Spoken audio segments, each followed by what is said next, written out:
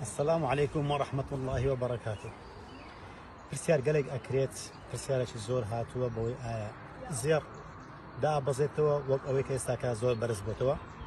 ئەوانەی کە لە سەرەتادا ئاشتان بە دەرسەکانم لە ڕابردوودا لە 2016 تا ئەمڕۆکە من تا زۆر جار ئەمم دووپات کردوێتەوە و توتم زێڕ بەرزە بێتەوە.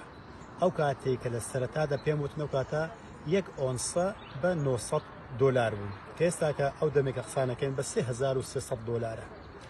و چەندین جارێک دووپاتم کرد 2019 2021 چەندین جار ئەمانە وتەوە وتم بکڕم. ئێستاش لەسەر قسەی خۆم وەکو جارە ئەمڕۆ بەوەندێ دڵنیا بە ساڵێکی تر زۆر لەو نرخی ئێستاکە گرانتەیە.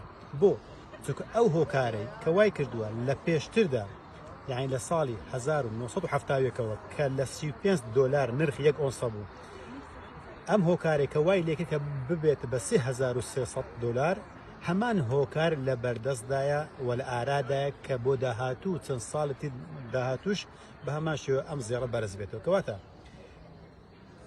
ئەو قسانێک کە ئەکرێت کە گوایە کۆبوونەوەی ترامپ لەگەڵ رووسیا بۆ نمونە پێک بێن یان شەڕی ئۆکرانیا دەست پێکردن یان خود ئاشت بوونەوەیان یاخۆ شەڕی غەزە یا هەر لەو شتانە ئەوان هیچ علاقەی بە هۆکارەکانی بەرزبوونەوە نرخی زێڕدا نیە، بەڵکو علاقەی بەو سیستەمە داراییە هەیە کە لە ساڵی 1970 هاتوۆتە ئاراوە بەوەی کە ئەم دۆلارە کە لە دنیادا بڵاو ئەکرێتەوە ئەسە پێندرێ بەسەر جیهاندا ئەم دۆلارە هیچی لەگەڵ دانەدراوە، هەتا وڵاتەکان قەرز بکەن و سەرکردەکان قەرز بکەن و خەڵکیش قەرز بکات ئەم دۆلار ئەبێت چاپ بکرێت. کاتێک کە چاپ بکرێت بەهای خۆی لە دەسەدات بەرامبەر هەموو کاڵاکان بە تایبەتی بەرامبەر بەزێڕ.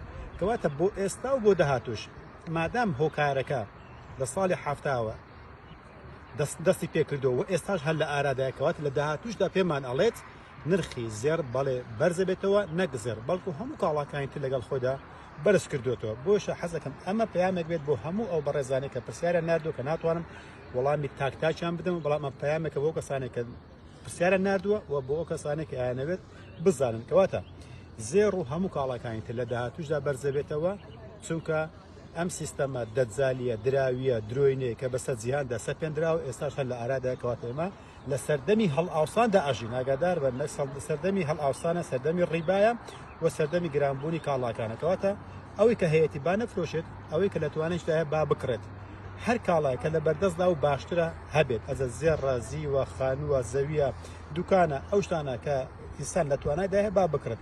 بە تایبەتی زێڕەکە ئەوە 100% دڵنیا بن لە بەرزبوونەوە دابێت، چونکە دلار هەر چاپەکرێتن و سیستەمەکەش هەشدا هەر لە ئاراژدایە. هیوادارم ئەو پەیامێک بێت بۆ ئەو بەڕێز و خۆشەویستانی کە یانەوێت لە ڕاستی دروستی وەزعەکە بزانن و گوێش لەو کەسانە مەگرن بەڕاستی ینی لەگەڵ احترام بۆ کەسانی کە ئەڵێن هێرشی بۆ سەر غەزە وای لێ کرد کە نرخی بەرز بێتەوە یاخود شەڕی ئۆکرانیا یاخود کۆبوونەوەی ترامپ. ئەمانە هیچ هۆکار نینە، چونکە مێژوو پێمان ئەڵێ لە 70 و لە 80 و لە 91 و لە 2001 و 2021 ئەوانە ئەو شەڕانیش لە ئارادا نەبوون.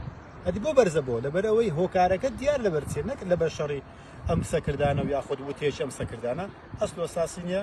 هۆکارەکە کە باسم کرد چاپکردین دۆلارێکە بکە هیچ لەگەڵ دانەدراوە لەوە زیاتر نییە و بەردەوامیشە بێت و کەواتە داهاتووشدا بەرزە بێتەوە. بۆشە ئاگادار بن کە زێڕ خۆی نەفرۆشی ئەوەش کە توانای هەیە با بیکڕێتن و والله تعالى أعلم.